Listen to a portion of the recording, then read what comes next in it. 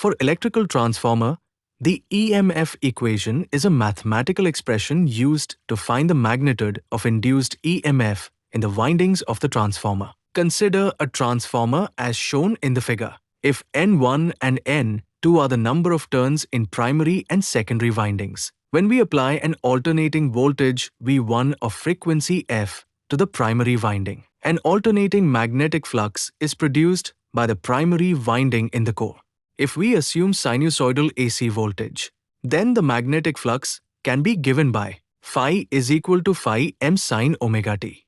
Now, according to principle of electromagnetic induction, the instantaneous value of EMF E1 induced in the primary winding is given by, according to Faraday's law, E is equal to minus n d phi by dt.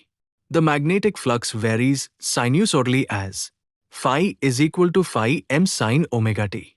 Substituting this value in previous equation, we can write E is equal to minus n d by dt phi m sin omega t. After differentiation this equation, we get E is equal to minus n omega phi m cos omega t. Since omega is equal to 2 pi f, E is equal to minus 2 pi f n phi m cos omega t. This is the instantaneous induced EMF in the primary winding. The negative sign represents Lenz's law. Now convert cosine into sine form. Using the trigonometric identity, minus cos omega t is equal to sine omega t minus 90 degree. We can rewrite this equation as E1 is equal to 2 pi f n phi m sine omega t minus 90 degree. Equation 1. This shows that the induced EMF lags the flux by 90 degrees. Now the maximum value of induced EMF is.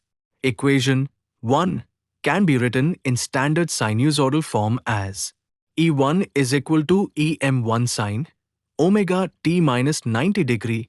Equation 2, where EM1 is the maximum value of induced EMF. So, EM1 is equal to 2 pi Fn 1 phi m.